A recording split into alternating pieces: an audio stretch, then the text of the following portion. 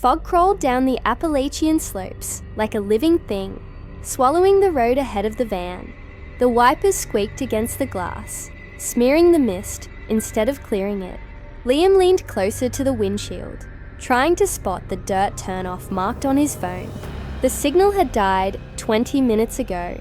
According to the map, it should be right here, Ellen said from the passenger seat, scrolling through an offline page of West Virginia ghost stories. Her voice was calm but tired, a kind of academic detachment that the others admired and feared at once. Maybe the church doesn't want to be found, Zoe joked from the back. Though her laugh came out thin, the air in the van felt colder than it should, as if the forest itself was leaning closer to listen. Their YouTube channel, Dark America, had taken them into asylums, abandoned prisons, and even a drained lake where a town had been flooded beneath. But this was different. St. Bridget's Church wasn't on any official map. It existed only in rumors. The site of a fire in 1924 that killed everyone inside during a midnight mass. Locals said the priest had locked the doors himself. Others swore that he hadn't died at all. "Come on," Marcus said from the driver's seat, cutting the tension. This is what the audience loves. Creepy old stories, impossible to verify. Perfect clickbait. Derek, the sound guy, grinned. Yeah, until the ghosts demonetize us. When the road finally opened into a clearing, they saw it. The church. It stood at the center of the fog, like a skeleton of wood and shadow, its spire leaning slightly, the cross on top bent sideways, as though bowing to something unseen. The wooden walls were charred in patches, but the windows glimmered faintly, catching the headlights in brief flashes of color. Zoe's voice dropped. Why does it look new? It did. For a place supposedly burned down a century ago, it stood too whole, too clean. The doors were closed, but not locked, and faint orange light flickered from inside. Campfire, Marcus said, grabbing his camera. Or someone already here filming. No one lives out here, Ellen murmured. The nearest house is 12 miles away. They stepped out. The forest was silent. No insects, no wind, not even the rustle of leaves. It was the kind of silence that pressed against the skin, heavy and expectant. Liam adjusted his flashlight and aimed it at the front of the church. The old sign was still there, barely readable under the moss. St. Bridget's Parish, 1868. As they approached, the faint light inside dimmed, like it was reacting to their presence. Zoe swallowed hard. You guys heard that, right? What? Derek asked, breathing. From inside, they froze. The sound came again, slow, deliberate, like someone asleep and dreaming. Then it stopped. Marcus stepped forward, forcing the old wooden door open. It groaned like an animal being woken. The smell hit them first. Mold, ash, and something faintly sweet, like decaying flowers. The main hall stretched ahead, a long corridor of pews facing a raised pulpit. Candles sat melted to the floor, and every stained glass window depicted the same image. A robed figure feeding something from its hands, but whatever it fed had been scratched out, leaving only jagged shapes. Creepy, but beautiful, Ellen said softly, filming the details. Her historian's mind was already cataloguing everything. A Bible rested open on the pulpit. Its pages were fused together by a dark, waxy substance. Liam reached out, but she stopped him. Don't touch it. The binding looks wrong. He shone his light on the altar. Faded Latin words were carved into the front. Sacramentum sanguinis, the sacrament of blood. Ellen translated automatically. Marcus laughed. Typical church stuff, right? Maybe this is where the priest went nuts. But when he turned his camera toward the altar, the screen flickered. Static tore through the image, and for a split second, a figure appeared kneeling before the altar. Blurred, head bowed, arms crossed in prayer. Marcus lowered the camera instantly. No one was there. Tell me you saw that, he said. Liam frowned. The battery's fine, right? Yeah, it's brand new. They heard a creak from behind. The main doors.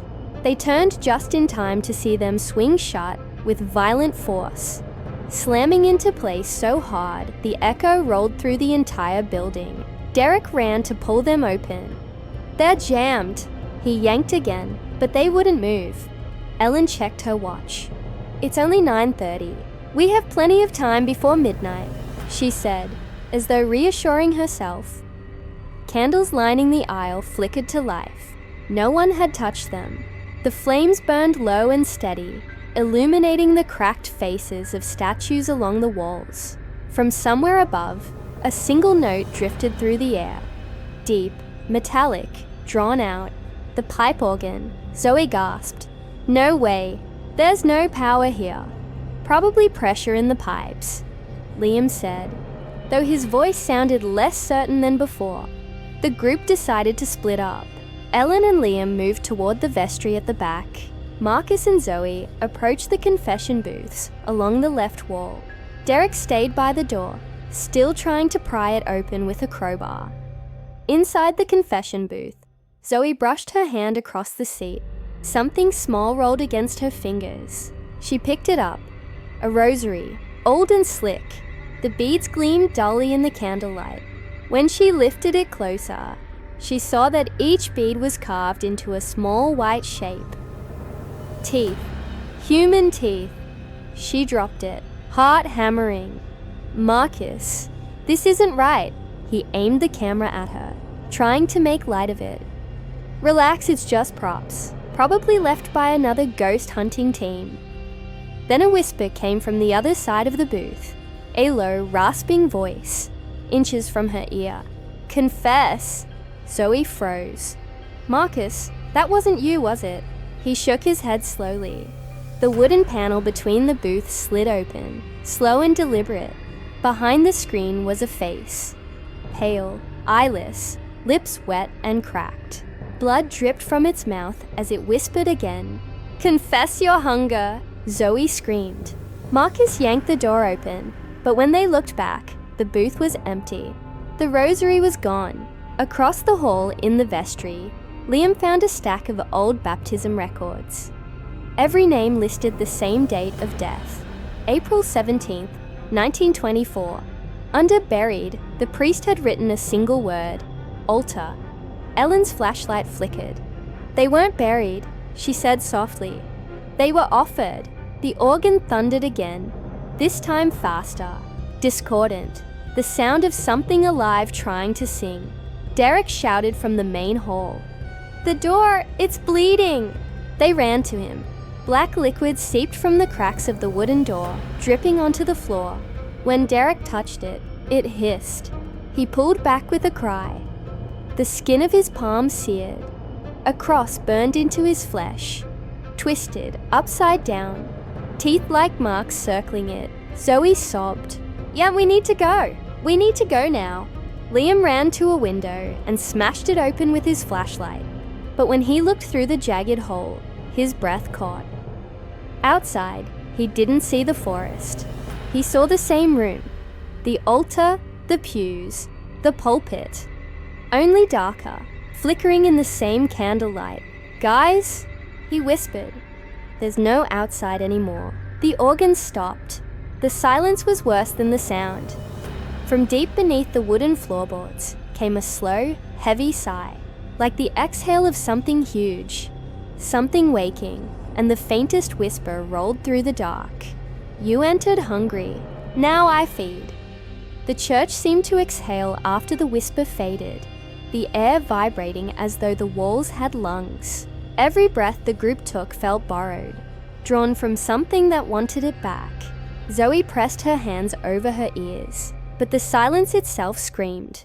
The candles flickered blue for a heartbeat, then steadied, dripping wax that hissed when it touched the floor. Derek staggered toward the center aisle, clutching his burned hand. It's alive, he muttered. The damn building, it's breathing. His voice echoed oddly, as if another version of him repeated each word, a split second later, from somewhere deeper in the church. Ellen crouched near the pulpit, trying to find some logical explanation. Her historian's instinct fought the fear in her chest. Maybe the fire, maybe something in the foundation. Before she could finish, the Bible on the altar opened on its own. The pages fluttered like wings, before stopping on a verse that wasn't printed there before. The ink was fresh, glistening red. Feed the altar, and the altar shall keep the silence. Liam stepped closer, camera shaking in his hands. What does that mean? Before anyone could answer, the organ bellowed from the loft. The same hymn as before, but faster, distorted. The pipes swelled, groaning like metal under pressure. From the rafters came the sound of something crawling, fingers scraping wood, moving quickly. Marcus aimed his flashlight upward. There's something up there. The beam caught movement, pale limbs skittering between the beams. Too long, too jointed. Then it was gone. The sound shifted under their feet, the wooden floor pulsing with a dull rhythm. Ellen realized it wasn't just the wind or the organ. It was a heartbeat. The church had a pulse. The air grew thick, heavy with heat, and the copper tang of blood. Every candle flared at once. The altar groaned, splitting down the center with a wet crack. Beneath the polished wood, a glimpse of something raw, muscle and sinew, twitching, wet. Liam stumbled back, gasping. Oh God! The thing beneath the wood moved again, stretching as if waking from a long sleep. Marcus ran for the main doors, slamming his shoulder against them. They didn't move. He tried again, screaming. The third time, they opened halfway, and then something unseen dragged him through. His scream cut short as the door slammed shut, splattering blood across the wood. Zoe screamed, "Marcus!" She grabbed the handle, pulling, but it wouldn't open. Blood seeped through the cracks again, warm and steady. From the shadows near the confessional, a whisper rose, soft but everywhere at once. Do you believe now? Ellen's flashlight exploded, the bulb bursting. In the darkness, faint shapes moved. Figures in robes, kneeling in every pew, heads bowed. Their skin was grey and translucent, eyes hollow pits of red light. Zoe clutched her cross necklace, whispering a prayer, but the metal burned her skin, searing through her fingers. She dropped it, hissing in pain. The figures began to hum, their voices layered in a dissonant hymn that shook the rafters. The altar flexed, the wood pulling apart like ribs. Something thick and dark oozed out, pooling on the floor. Liam tried to drag Zoe toward the vestry, but the ground rippled under them. Boards cracked. A hand, grey, child-sized, dripping black fluid, pushed up through the floor. Then another, and another. "Run!" he shouted. They sprinted toward the pulpit. Ellen stumbled, grabbed the edge of the altar to steady herself, and froze. The surface was warm. It pulsed under her palm. She looked down just as the center split wider, revealing a mouth of flesh, teeth made of bone, fragments and glass. Ellen's scream was swallowed as the altar clamped shut over her torso. Her legs kicked wildly, then went still.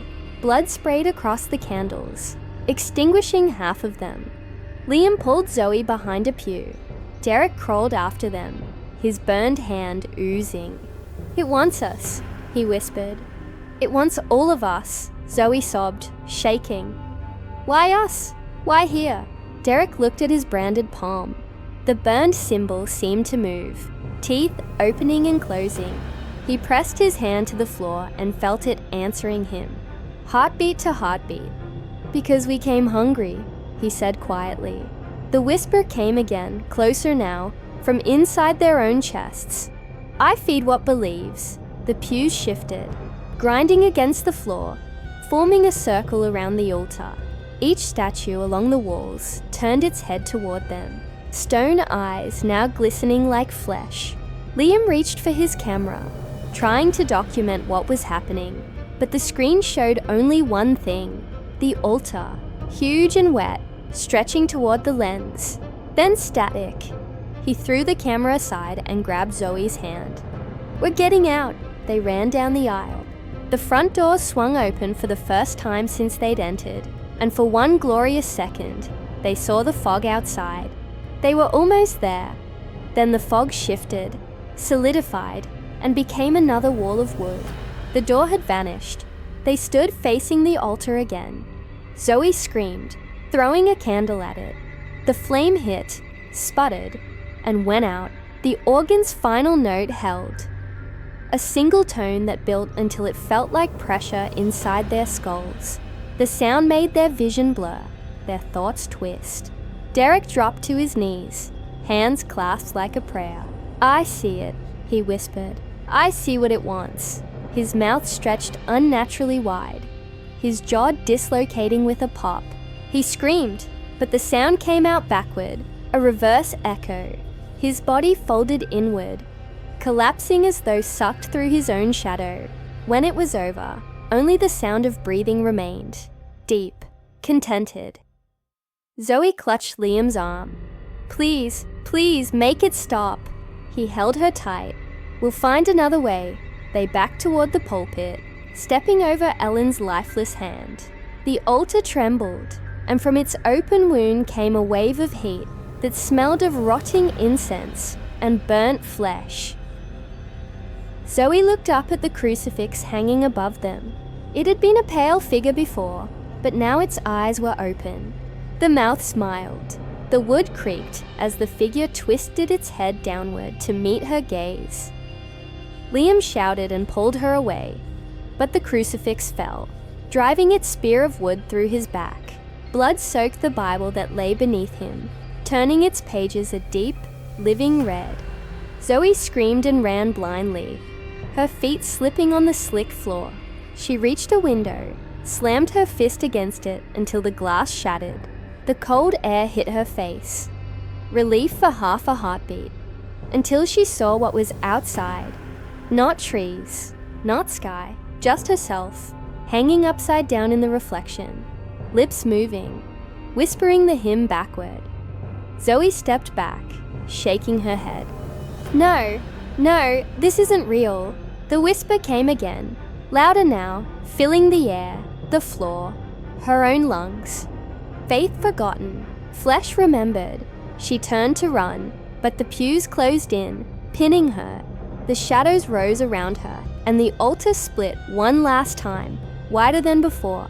A tendril of red muscle coiled around her ankle and pulled. Her scream echoed through the rafters until it broke into silence. When the noise stopped, the church stood still again. Candles burned calmly, casting soft golden light over the blood-soaked floor. The altar closed, its surface smooth once more. A week later, a sheriff found the group's van, parked at the edge of the old forest. Engines still running, headlights cutting through the fog. The cameras inside showed static. Then one final frame, the church interior, empty, serene. On the altar rested 5 Bibles, freshly bound, their covers pale and textured. The sheriff didn't notice at first that they were breathing, rising and falling in slow rhythm. That night, as midnight came, the bells of St. Bridget's rang through the mountains. No one had heard them for 100 years, and the church had no tower left to hold them. Somewhere deep in the valley, a voice whispered through the fog, almost gentle, almost satisfied. The altar still hungers. Please like and subscribe channel Fear Frequency for more horror stories. Thank you.